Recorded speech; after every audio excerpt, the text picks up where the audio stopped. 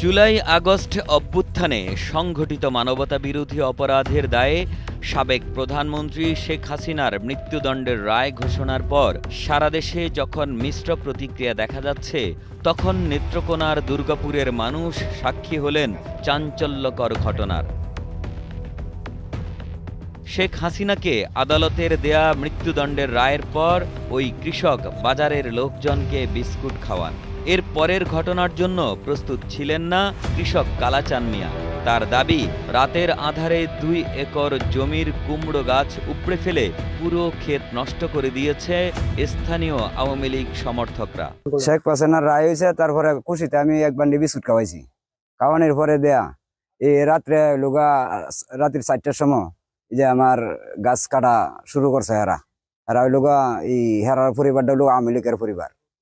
এই গাছ তো কাটতে যাওয়ার পরে আমি এন থেকে 4টার সময় দৌড়াইয়া বাড়িতে লয়ে গেছি। হেরার মিন্টু, সাদ্দাম, রুবেল, লালু। দুর্গাপুর উপজেলার বাকলজোড়া ইউনিয়নের নয়াপাড়া গ্রামের কৃষক কালাচান মিয়া জানান, ঋণ করে ফসল লাগিয়েছেন তিনি।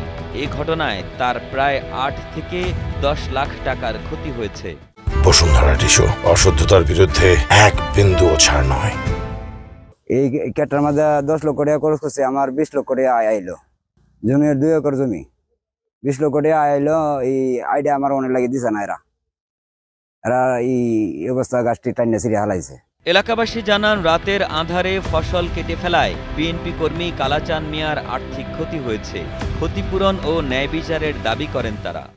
এই জায়গাটা প্রায় 2 একর জমির মতন ফসল গাছে উঠছে, এই ফল ধরছে।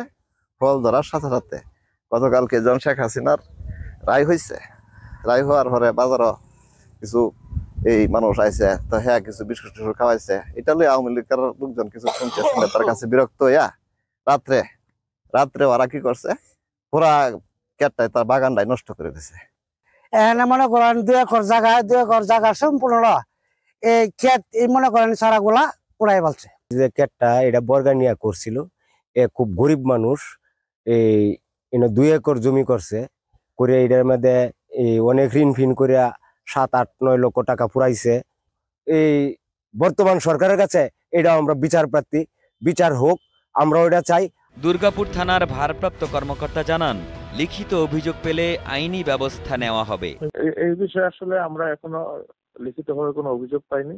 যদি অভিযোগ পাই, আমরা পরবর্তী আইনগত ব্যবস্থা গ্রহণ করব। কৃষক কালাচানের কুমড়ো ক্ষেত নষ্ট হওয়ার ঘটনাটি এলাকা জুড়ে ক্ষোভ ও উদ্বেগের জন্ম দিয়েছে। এ ঘটনার দৃষ্টান্তমূলক শাস্তি দাবি করেন স্থানীয়রা। নেত্রকোনা থেকে আল নোমান শান্তর পাঠানো তথ্যচিত্রে ডেস্ক রিপোর্ট, কালের কণ্ঠ।